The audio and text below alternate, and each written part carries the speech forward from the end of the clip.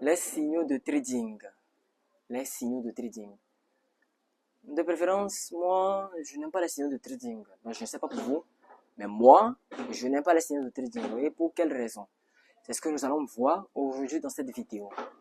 Vous savez comment ça se passe? Likez la vidéo, mettez le j'aime, mettez le pouce bleu. Ça nous aide énormément pour le référencement des vidéos. Ça fait agrandir la chaîne, la communauté tout le bazar.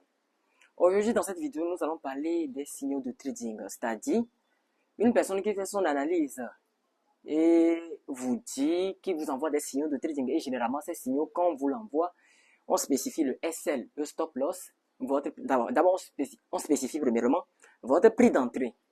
Ensuite, le stop loss, le take profit.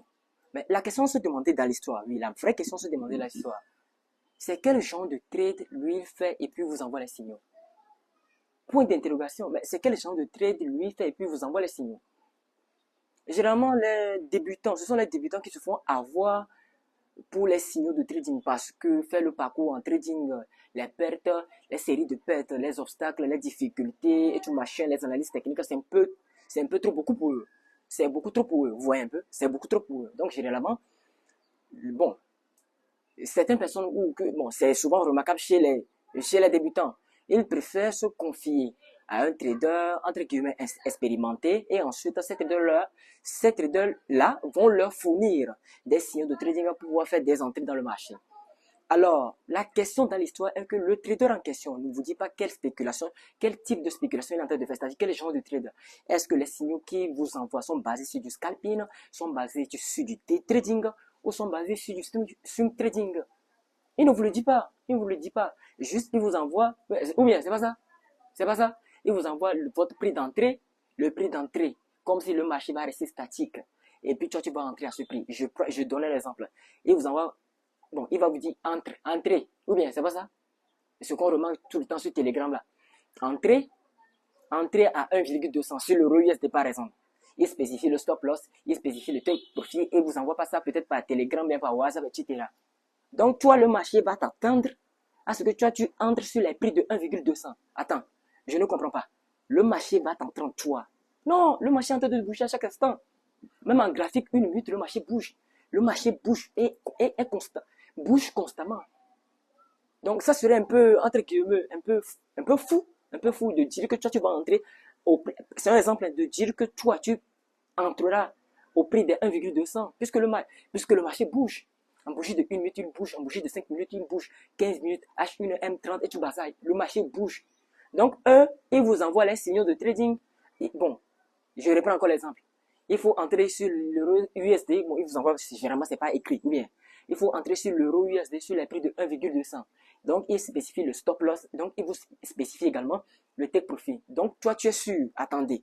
Donc, tu es sûr que tu pourras entrer sur le marché, autant pour moi, bon, sur les marchés. Que ce, toi, tu es sûr que tu pourras entrer sur le marché sur les prix de 1,200? Non, c'est impossible. Non, c'est impossible. Non, c'est impossible. Je pourrais comprendre que si tu travailles en collaboration avec un trader, tu travailles en collaboration avec un trader, et que toi-même, tu as quelques notions du trading. Tu as quelques notions du trading. Tu sais spéculer sur les marchés. Tu sais spéculer sur les marchés. On peut dire que tu n'es pas tellement expérimenté. Tu sais spéculer sur les marchés. Tu sais comment les entrées se font, les sorties se font, comment spécifier l'exécution marché, bien sûr, comment prendre un ordre de buy, un ordre de sell et tout le bazar. Là, je pourrais comprendre. C'est-à-dire, il fait son analyse graphique, il t'envoie ça. Toi aussi, tu analyses d'abord. Le trader en question fait son analyse graphique, il te l'envoie.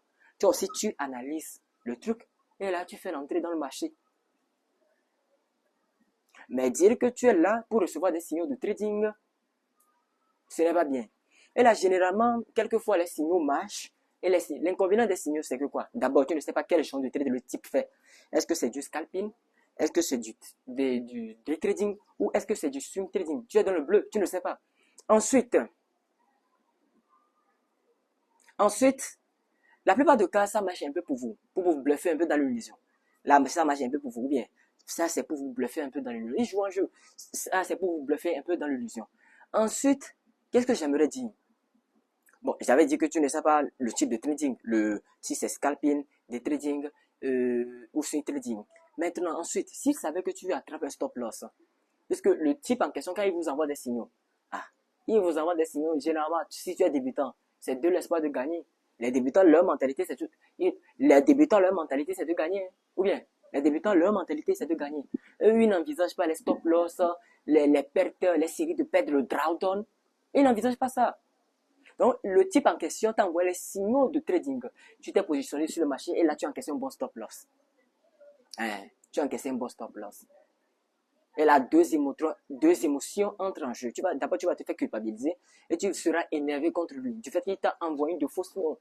On peut comprendre d'une part qu'il t'a peut-être envoyé de faux signaux. Ça, on ne peut pas le savoir. D'autre part aussi, le marché a sa règle. Et la première règle qui prône sur le marché financier, c'est quoi? C'est l'imprévisibilité. C'est probabilité. Les marchés financiers, c'est une grande probabilité. Ça ne veut pas dire forcément qu'il t'a envoyé les signaux pour que toi tu perdes. Non. Il t'a envoyé les signaux. Bon, là je pourrais avoir deux nuances là-bas. Il t'a peut-être envoyé les signaux. Bon, disons que bon, prenons le cas où il te l'a envoyé, il t'a envoyé les signaux dans l'espoir que tu fais des plus-values, dans l'espoir que tu fais des bénéfices, dans l'espoir que tu fais de l'argent, des profits. Mais au cas où si tu encaisses un stop loss, tu vas dire quoi? Tu vas dire qu'il est mauvais trader? Non. Tu vas dire qu'il est mauvais trader? Non. La faute revient à toi qui as pris les signaux. Parce que tu ne veux pas te former, tu ne veux pas avoir l'apprentissage, tu veux le gain facile, tu veux ça rapidement, bien fait. Ça ne se passe pas comme ça. Évitez les signaux de trading. Là encore, je pourrais nuancer. Peut-être que on ne sait pas si le trader en question qui t'a envoyé les signaux est un bon trader ou pas, ou bien il est expérimenté ou pas. On ne le sait pas. Là-bas aussi, il y a un grand point d'interrogation qui se pose. Maintenant, il t'a envoyé les signaux. Tu ne sais pas si ce sont les signaux du scalping, les signaux de day trading ou les signaux de swing trading. Il savait que maintenant que tu as pris la spéculation, vous avez pris la spéculation, et là, vous avez pris la spéculation et vous avez encaissé un bon stop loss. Après tout, c'est pour vous culpabiliser. Vous allez vous culpabiliser du fait que vous avez encaissé les stop loss. Parce que c'était pas dans vos programmes, n'est-ce pas? C'était pas dans vos programmes d'encaisser les stop loss. Tu ne sais pas que le marché est imprévisible, tu ne sais pas que le marché est roi, le marché n'est que probabilité, tu ne le sais pas ça. Donc, si ce n'était pas dans ton programme. Et en deux, tu vas l'accuser du fait qu'il t'a envoyé de faux signaux. Non, il t'a pas envoyé de faux signaux. D'autre part, bon, d'une part, on va d'abord laisser le fait qu'il t'a envoyé de faux signaux. On prend le fait qu'il t'a envoyé les signaux pour que tu fasses des plus-values. Donc, il t'a envoyé les signaux et que toi, tu as encaissé des stop-loss. Il ne t'a pas envoyé des faux signaux. Il ne t'a pas envoyé des faux signaux. C'est juste que le marché est imprévisible. Ça, c'est d'une part ça. L'imprévisibilité du marché a fait en sorte que tu as encaissé un bon stop-loss. Ça, c'est d'une part ça. D'autre part, on ne sait pas si la personne en question qui t'envoie les signaux est un trader expérimenté ou pas. On ne sait pas. Peut-être que lui aussi, il copie chez un autre trader. Peut-être que lui aussi, il copie les signaux qu'il t'envoie à toi chez un autre trader également. Vous voyez un peu? Évitez les signaux de trading. Sortez de ces groupes Telegram là qui vous disent, non, moi, c'est pour cela, moi, je ne fais même pas ça. Moi, je n'ai jamais fait ça et je ne fais même pas ça. Parce que je connais la réalité qui sévit sur les marchés financiers. Le trading n'est que probabilité. Le trading n'est que probabilité. Le trading est un risque. Eux, ils ne vous disent pas que le trading est un risque. Ils vous disent non, tu as juste à copier mes trades. Tu as juste à... Non. Ça fait rire. Je reprends mon calme. Il vous dit quoi? Tu as juste à copier mes trades. Tu as juste à copier mes copies de trades. Et puis toi, si tu copies comme ça, qui t'a dit que tu auras forcément les mêmes résultats que lui? Lui, il vient d'entrer sur le marché à l'instant T là où je suis en train de parler. Le temps qu'il saisit le message sur WhatsApp, le temps pour qu'il saisisse le message sur Instagram ou bien sur Telegram pour te l'envoyer à toi. Le temps est passé, hein. Le temps est passé. Et là, toi, tu es sûr que tu vas rentrer sur le prix indiqué sur la fiche sur lequel il t'a envoyé? Est-ce que toi, tu vas rentrer sur les prix là qu'il t'a envoyé? Non, tu ne peux pas rentrer sur les prix là qu'il t'a envoyé parce que le marché bouge constamment. Parce que le marché bouge constamment. La réalité est celle-ci. Le trading est risqué. Méfiez-vous des signaux de trading. Ce n'est pas bien. Ça ne te forme pas. Ça ne te forme pas. Ça fait un. En deux, ça te détruit. En trois, tu ne seras pas performant. En quatre, tu vas ruiner ton capital. Ça, c'est une vérité largement partagée dans ce domaine. Apprenez à former-vous. Apprenez le trading. Faites vos expériences par vous-même sur les marchés financiers. faites les expériences, faites-vous accompagner peut-être par un expert qui vous enseigne, qui vous dit les vérités sur les marchés financiers. Pas des gens qui sont là sur TikTok, Instagram, partout, qui vous disent que tu n'as, et même sur Telegram, qui vous disent que vous ne voyez même pas l'analyse graphique. Oui, le comble, vous ne voyez même pas l'analyse graphique qu'il a fait. Vous ne voyez même pas l'analyse graphique qu'il a fait. Est-ce que c'est une analyse graphique de scalping? Est-ce que c'est une analyse graphique de day trading? Ou est-ce que c'est une analyse graphique de swing trading? Il vous envoie seulement les signaux. Ça, c'est la voie de la facilité. Les signaux pour que vous preniez les trades. Ça, c'est la voie de la facilité. Vous voulez ça, non? La voie de la facilité. Gain facile, argent facile. Je vais faire vite, je vais prendre ces signaux vite pour gagner de l'argent. Tu vas prendre ton argent. Tu vas cramer ton compte. Évitez ces signaux de trading. Formez-vous. Formez-vous, apprenez. Faites des erreurs sur les marchés, sur les marchés. Je parle du compte démonstration. Exercez-vous et devenez compétent. Le trading est un marathon. C'est un long chemin. Donnez-vous 3 ans, donnez-vous 4 ans pour une bonne compétence en trading. Donnez-vous un intervalle de temps, donnez-vous un bon intervalle de temps pour apprendre. Parce que c'est un métier. Ce n'est pas de l'argent facile ou bien du casino. Non, c'est un métier. Il faut que je vous rappelle ça. C'est un métier. Voilà. Le trading, c'est un métier. Ce n'est pas de l'argent. Ce n'est pas en 6 mois que tu deviendras compétent. Il faut bannir cette idée de la tête. En 6 mois, tu deviendras compétent. Non. En 6 mois, tu peux percevoir, tu peux voir quelques réalités sur le marché financier. Mais parlant de la compétence, c'est sur du long terme. C'est sur du 3 ans, sur du 4 ans. Parce que les marchés financiers sont à chaque temps en constante évolution. Pour avoir de l'expérience, il faut faire un long parcours. Il faut faire un bon parcours et un long parcours. Et comme ça, quand les mêmes scénarios reviennent, et comme ça, quand les mêmes schématisations reviennent, là, tu sauras que là, en ce moment, je dois sortir du marché. Là, en ce moment, je dois entrer dans le marché. Là, en ce moment, il y a une annonce économique et il y a une figure de logement. Je dois sortir du marché. Parce que tu auras à voir quelques scénarios qui se répètent. Tu auras à prendre des notes. Du fur et à mesure que tu travailles, tu t'exerces. Ça s'enregistre dans ton cerveau. Oui, ça s'enregistre dans ton cerveau. Et tu seras plus à même et très avisé si un quelconque scénario se dessine sur le graphique. Tu seras plus à même soit de rentrer dans la position ou soit de sortir de cette position ou soit d'être spectateur et d'attendre à ce que le marché aussi te donne ses opportunités.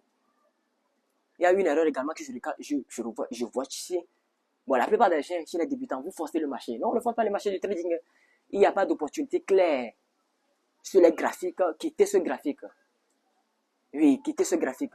Regardez une autre paire de devises. Regardez une autre paire de devises. Regardez un autre graphique.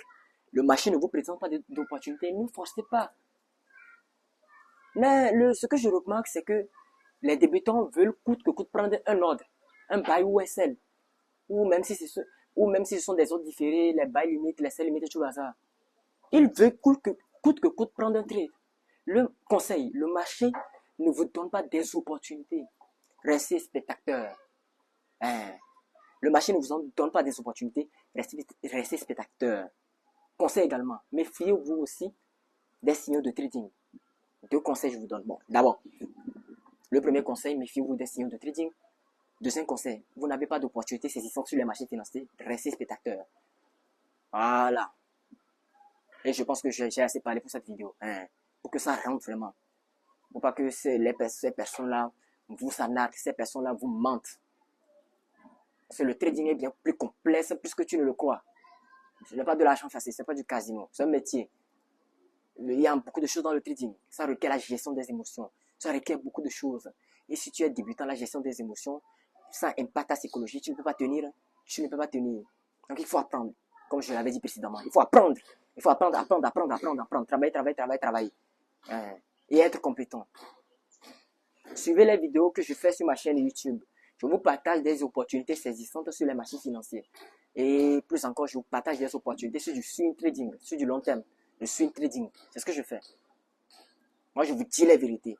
Voilà, je suis un diseur de vérité. Je vous dis les vérités, je vous dis comment les choses marchent. Et je vous enseigne comment il faut prendre des spéculations concernant la stratégie ou les stratégies que j'enseigne sur ma chaîne YouTube. Voilà. Alors, je pense que vous m'avez assez compris. Ça, c'est... Oui, vous m'avez assez compris. Je vais m'arrêter là pour cette vidéo. Nous allons nous retrouver une prochaine fois dans une nouvelle vidéo. D'ici là, portez-vous bien.